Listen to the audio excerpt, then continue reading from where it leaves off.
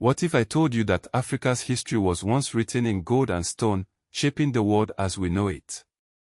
This is the story of African empires, kingdoms that rose to power, leaving behind legacies that still resonate today. Picture this: the year is 1324, and Mansa Musa, the ruler of the Mali Empire, embarks on a pilgrimage to Mecca.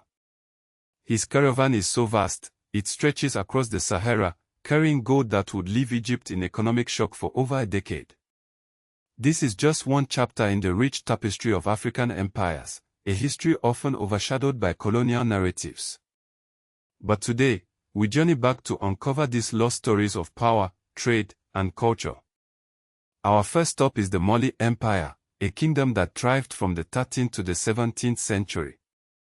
Mansa Musa, its most famous ruler, transformed Mali into a global economic hub. His pilgrimage to Mecca in 1324 was not just a religious journey, it was a statement of wealth and power. Musa's caravan included thousands of soldiers, slaves, and camels laden with gold. When he passed through Cairo, he distributed so much gold that it devalued the Egyptian currency for 12 years. This act cemented Mali's place in history as one of the richest empires the world has ever seen.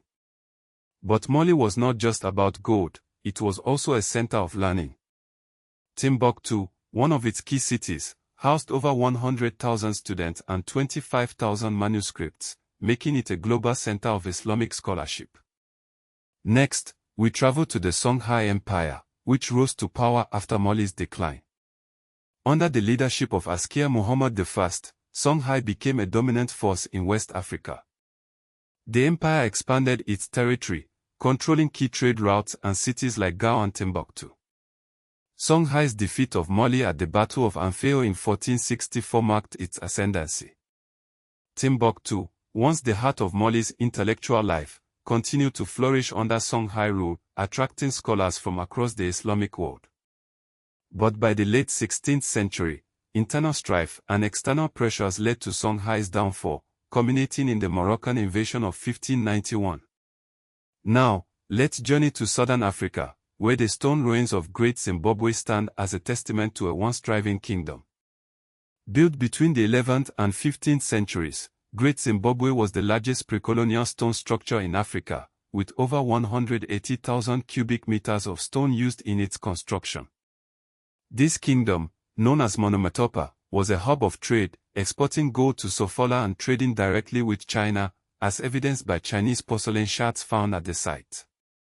Yet, European historians in the 19th century denied its African origins, claiming it was built by Phoenicians or Arabs.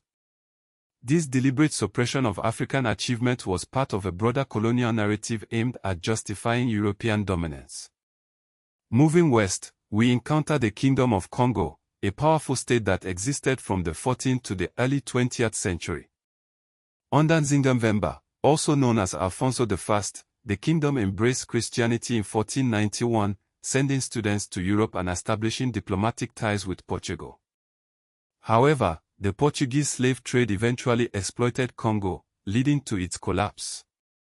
Despite this, Congo's legacy lives on, a reminder of Africa's complex interactions with Europe. Our journey takes us next to the Ethiopian Empire, the only African nation to successfully resist European colonization. Under Emperor Menelik II, Ethiopia defeated Italy at the Battle of Odwa in 1896, a victory that inspired anti-colonial movements across Africa and the Black diaspora. Ethiopia's resilience made it a symbol of African sovereignty, a legacy that continues to resonate today. But African history is not just about empires, it's also about storytelling. This brings us to the birth of African cinema, a medium that has become a tool for reclaiming narratives. The first film screening in Africa took place in 1896, when Auguste and Louis Lumière showcased their motion pictures in Alexandria, Cairo, and Tunis. By 1923, Egypt produced its first feature film, marking the beginning of African cinema. However, it was not until the 1960s that African filmmakers began to tell their own stories. Ousmane Sembène, often called the father of African cinema, directed Lonwada, in 1966, the first African film to win international recognition. Sembene's work exposed the psychological trauma of colonialism, shifting the narrative from exotic Africa to oppressed Africa. Today, African cinema continues to thrive, with Egypt, Nigeria, and South Africa leading the industry. Nollywood, Nigeria's film industry, produces over 2,000 films annually, surpassing Hollywood in sheer volume. Modern filmmakers use digital technology and streaming platforms to reach global audiences, echoing Sembene's original goal of telling African stories to the masses. As we conclude our journey, we reflect on the enduring legacy of African empires and cinema. From the gold-rich Mali Empire to the stone ruins of Great Zimbabwe, these kingdoms shaped Africa's history and its place in the world. Meanwhile, African cinema has become a powerful tool for reclaiming narratives and celebrating cultural heritage. Together, they remind us of Africa's rich history and its potential for the future.